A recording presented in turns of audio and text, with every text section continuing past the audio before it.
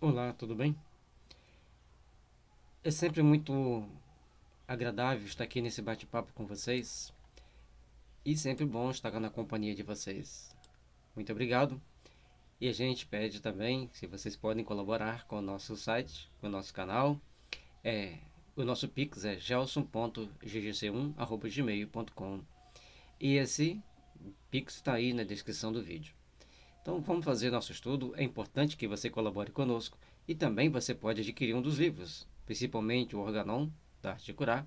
Temos também o Qualidade Transcendente, Futuro Transcendente e Conteúdos Transcendentes. São aqueles livros mais diretamente que a renda é voltada para as nossas obras sociais. E temos Homeopatia, Tratamento para o Espírito e para o Corpo e o Reflexões com Jesus, que já são direcionados para outras obras sociais, mas também para obras sociais importantes. Então, colabore conosco, colabore da forma que você puder, que você achar melhor, que você pode colaborar.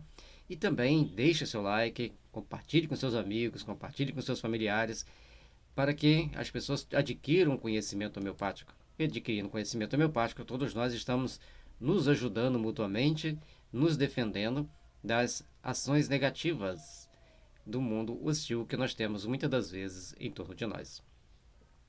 E hoje nós vamos falar de um tema bastante interessante, os miasmas. E miasma, no termo grego, o termo miasma, né, é uma palavra grega que queria dizer uma emanação que faz mal. E até hoje as pessoas às vezes criam grandes debates, as pessoas adoram um debate sobre a questão do miasma. O que é o miasma? Se existe ou se não existe? Mas o miasma, bem compreendido e bem entendido, são um conjunto de predisposições psíquicas que nós temos que, com o tempo, ele se torna diátese. E a diátese são os sintomas físicos que são gerados a partir dos sintomas mentais e emocionais e energéticos. Bom, o Hahnemann, ele classificou 3 miasmas, que forma exatamente esse triângulo aqui à sua direita: psora, psicose e luetismo. Mais um pouco à frente, Antônio Nebo e Leon Vanier descobriram o tuberculinismo e o cancerinismo e descreveram como que eles funcionavam e as consequências dos sintomas mentais que vão gerar ou terão tendência a gerar esses adoecimentos, essas doenças, esses sinais físicos. E nós descrevemos o aiditismo e o DGO. Bom, cada um com seu entendimento, cada um com a sua compreensão. Mas é importante nós entendermos que o centro de todo o problema é a psora.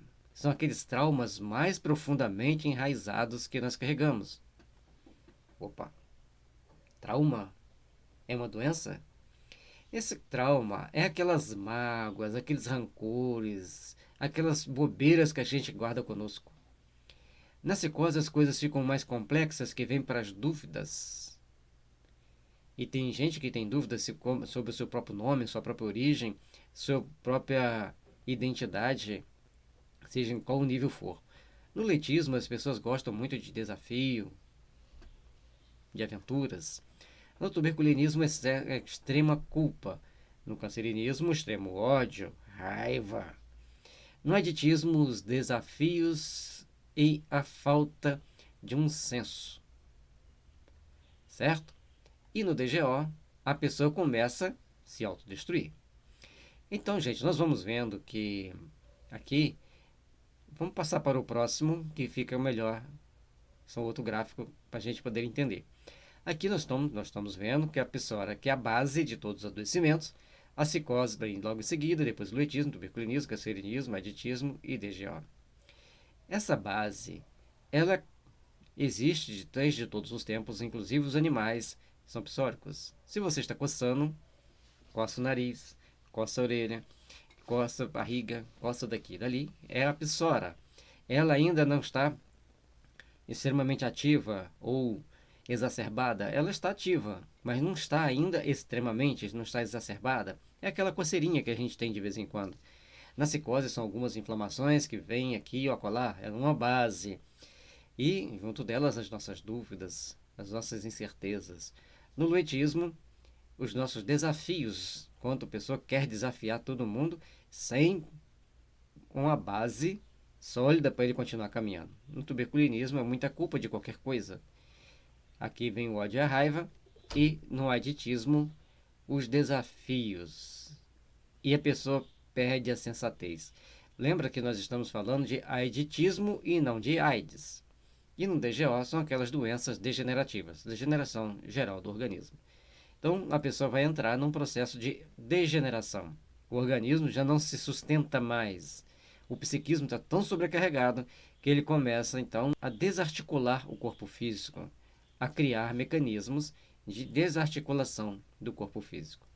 Então aqui são gráficos que mostram para a gente alguns detalhes dos miasmas. E aqui a escola francesa tem vários pensadores que seguem essa linha, inclusive o brasileiro José Laércio do Egito. A psoara seria uma caixinha que enche. Quando ela enche, automaticamente ela vai encher a psicose, que automaticamente vai encher o loitismo, vai encher o tuberculinismo, vai encher o cancerinismo. A gente respeitou, porque são outros pensadores, são outros estudiosos, então não tem aqui o aditismo e o DGO, conforme nós colocamos lá, porque são pensamentos de outros que estão adaptados aqui. A gente vai ver mais à frente que terá uma diferença entre Laércio do Egito e J. Michaud. O Max Tetor, ele gosta bem mais do lado desse triângulo, só que o triângulo só tem 3 divisórias.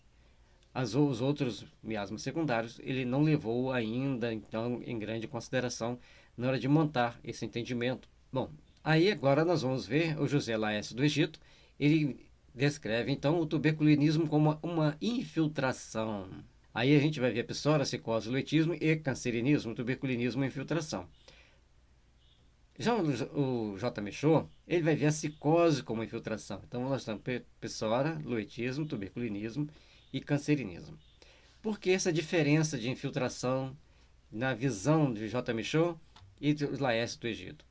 O José Laércio do Egito é brasileiro. O povo brasileiro é muito tuberculínico, tem muita culpa. Então, a gente vai entender que é difícil de tratar o tuberculinismo de um brasileiro. E o tuberculinismo está relacionado a bronquite, asma, aos problemas respiratórios em geral, a questão da gente ficar sempre gripando, a propensão em pegar as viroses pulmonares. Então está tudo ligado ao tuberculinismo. Por outro lado, a psicose é uma característica mais europeia. Aquela dúvida, tudo que fala baseado em quê? Tem dados científicos? Né? Então tem sempre aquela ideia de que, aquele questionamento. Não que o brasileiro não faça esse questionamento, faz também. Porque nós vamos encontrar pessoas psicóticas aqui no Brasil, e muito. Principalmente entre as religiões protestantes, que quando a pessoa tem muitas dúvidas, aí ele se apega, entre o luitismo, né, dele se apegar a um ponto e seguir aquele ponto. Então é uma psicose misturada com o luitismo que vai levar para o cancerinismo. Não quer dizer que a pessoa vai ter câncer porque tem cancerinismo, mas ela não vai ser uma pessoa feliz na vida, certo? E vai ficar muito enrugada cedo. Uma característica do tuberculinismo é ficar muito enrugado cedo. Bom, gente, então aqui nessas infiltrações, cada um com a sua visão, cada um com o seu entendimento. E aí, nós vamos para o conceito que nós desenvolvemos, para ficar mais fácil para a gente entender. Max Tetor, então, ele coloca a base psoara, psicose, loitismo, igual o Hahnemann fez, sem problema nenhum. A psoara é o que largamente disseminada em toda a população, não importa em que parte do mundo você vai estar. A psicose vem em segundo lugar, infiltrando nas pessoas, criando problemas de saúde dos mais variados. E o luetismo, que é bem característico do mundo ocidental. O mundo oriental não vai ser tão luético. Lógico que tem exceções, mas no mundo ocidental é muito luetismo disseminado. No tuberculinismo, então, vai vir as culpas. Observem, psoara, mais luetismo, mais psicose.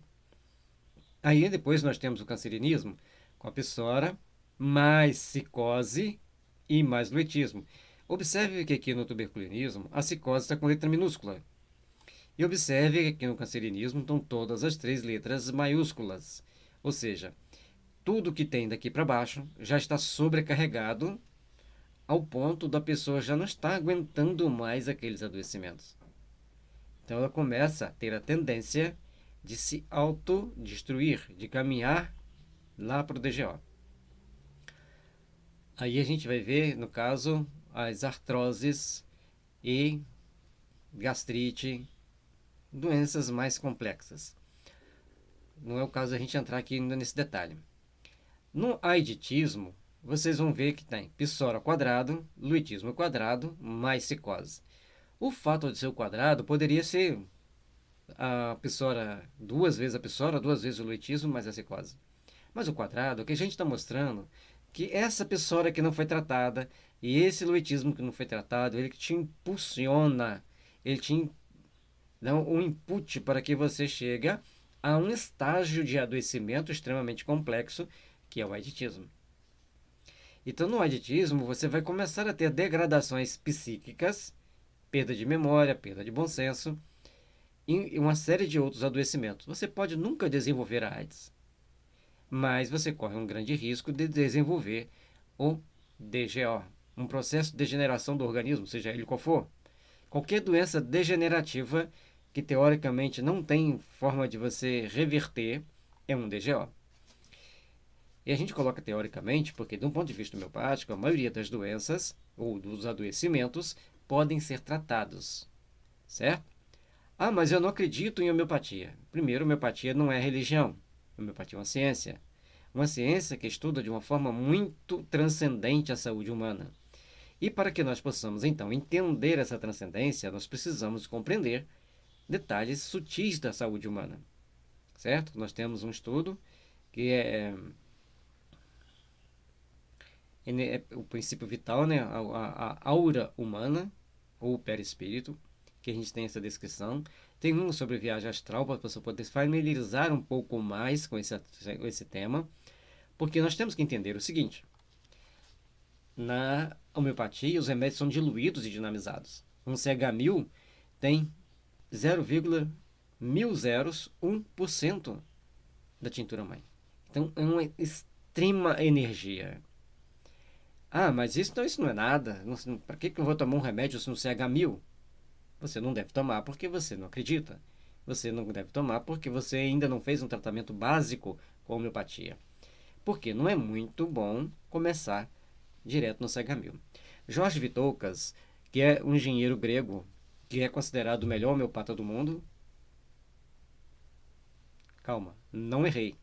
Jorge Vitoucas é um engenheiro eletricista que vivia na África do Sul, trabalhava na África do Sul, aprendeu homeopatia com os indianos, que trabalhavam também lá na África do Sul. Ele voltou para a Grécia e continuou trabalhando na sua clínica, atendendo as pessoas. E ele é considerado o melhor homeopata do mundo. Ele é um engenheiro eletricista, assim como eu. Bom, aí, brincadeiras à parte, vamos continuar entendendo. Ele chegou e disse que os adoecimentos precisam ser bem compreendidos para que a gente possa conseguir o tratamento. E ele desenvolveu, como nós vimos anteriormente, em estudo anterior, aquelas leis aos adoecimentos no mental e no emocional. Como que você vai ver aí na nossa playlist, a nossa playlist é Gotas Homeopática, tracinho, homeopatia, 8 homeopatia, tracinho Gelson, certo? Então, vou só conferir aqui se o nome está certinho para vocês poderem achar a nossa playlist certinha, é isso mesmo.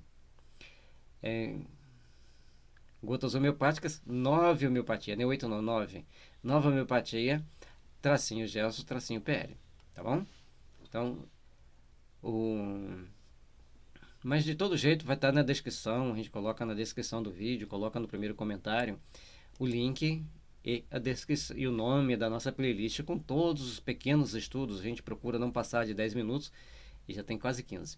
Bom, assim, gente, a gente procurando compreender, procurando entender a homeopatia, a gente vai fazendo com que a gente consiga atingir os nossos a nossa nível de adoecimento e reverter para que a gente tenha cura, certo? Então, no livro do Vitoucas, Homeopatia, Ciência e Cura, ele esclarece muita coisa para nós, traz para nós muitas informações importantes para que a gente compreenda os adoecimentos.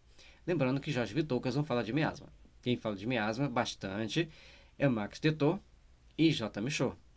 No nosso site CS Terapias, lá você vai encontrar uma sequência de livros que é importante que você estude. Aí, quando você vai entendendo que as doenças estão no nível energético, e uma coisa importante que eu ia falar do Vitocas, que eu tinha dado um pequeno lapso de memória aqui. O Vitocas disse que quando uma pessoa é muito materialista, não busca transcendência nenhuma, não busca compreender nada transcendente, ela deve evitar usar homeopatias acima do CH30. Agora, quando uma pessoa é muito espiritualizada, muito desapegada das coisas materiais, ela pode naturalmente usar homeopatias acima do CH200. Bom, e um detalhe sobre as diluições, a gente não deve usar entre o 30 e o 200. Não adianta tentar explicar agora aqui nesse momento, mas mais pra frente a gente faz um estudo. Até o 30 você pode usar qualquer diluição. Do 30 ao 200 não deve usar nada intermediário entre esses, por vários e N motivos transcendentes. E depois do 200 a gente vai para o 1000, e do 1000 para o 10.000, para o 100.000. Mas, e depois tem o LM. Então o LM temos que ter mais cuidado ainda com relação ao uso dele, assim como o 100.000 e o 10.000. Então dá para a gente usar o 1.000, 2.000, 5.000? É uma equação muito transcendente que a gente mais para frente a gente vai falar sobre isso. As pessoas vão aceitar, outros não, mas por enquanto vamos deixar assim. Bom, a parte materialista, conforme o Vitocas fala, quanto mais materialista, mais baixa a diluição. Quanto mais espiritualizado, mais alta a diluição. Portanto, os indianos, que é um dos povos extremamente espiritualizado na Terra, eles usam sempre acima do CH200. Sempre acima do CH200, CH200, CH1000, LM. Bom, assim, gente, a gente vai compreendendo. E os indianos, eles são muito psóricos também. É outro detalhe importante. Já os chineses e japoneses são muito psicóticos. Se conforme for tratando a psicose deles, se eles suportarem tratar, porque tem um caminho para chegar na psicose, ou aquele olhinho assim inchadinho aqui por cima deixa de ser inchado e vai ficando mais encovadinho. O fato de ter esse olho inchadinho aqui por cima, daquele gordinho do olho que os orientais têm, é porque tem muita psicose, certo? Bom, assim, um detalhe importante, o adoecimento ele vem de baixo para cima, da psora, para psicose, para o letismo, até chegar no DGO, é o adoecimento. É logicamente para que você faça a cura, que você faça o tratamento, tem gente que tem alergia à palavra cura, então vamos falar tratamento, para você fazer o tratamento, que é reverter o adoecimento, você tem que começar de onde a pessoa está, no miasma que ele está, e vir descendo. Aí você vai falar assim, mas espera aí, se o DGO, a degeneração geral do organismo, na homeopatia tem forma de tratar essa degeneração? Muitas das vezes a gente consegue estabilizar o caso. Portanto, vai fazer com que ele estabilize e a gente vai mexendo aqui, vai mexendo nesses dois miasmas, até a gente poder vir aqui para o cancerinismo e vai continuando mexendo e às vezes reverte. Por que não? Desde que a pessoa tenha energia vital, desde que a pessoa esteja aberta à solidariedade, à compaixão, ao sentimento de amor uns pelos outros, ela começa então a desenvolver sentimento, a vir abrir-se para compreensões maiores e a se melhorar. Aí, conforme você vai melhorando os seus sentimentos, os seus adoecimentos vão reduzindo. Mas não pensa que você vai ficar sentado numa cadeira meditando e vai resolver os seus adoecimentos. Adoecimento é coisa séria e tem que ser encarado de forma muito séria. Então, as práticas integrativas e complementares, elas são pontos que nos ligam ao todo. Portanto, nós temos que ter uma filosofia multidisciplinar da saúde, porque todos nós somos unidos junto a todo o universo, uns com os outros e com todo o universo. Conforme vamos compreendendo a importância das práticas integrativas e complementares, e vamos compreendendo a filosofia multidisciplinar da saúde, vamos procurando nos espiritualizar, vamos procurando nos amar mais para que edifiquemos mais o sentimento de amor, de paz e de fraternidade ao longo dos nossos corações. E aqui tem um tamanduazinho com o braço aberto, convidando-nos, né? Abracemos a natureza, respeitemos a natureza, respeitemos uns aos outros. Muito obrigado pela sua companhia até aqui. Espero que você tenha gostado. Deixe seu like, compartilhe com seus amigos e, se puder, ajude-nos com o Pix ou adquira um dos nossos livros. Paz e luz. Que as bênçãos celestes estejam sempre nos envolvendo e nos fortalecendo ao longo dessa caminhada, para que estejamos sempre prontos a amar e servir a causa do bem, amar e servir a causa da luz.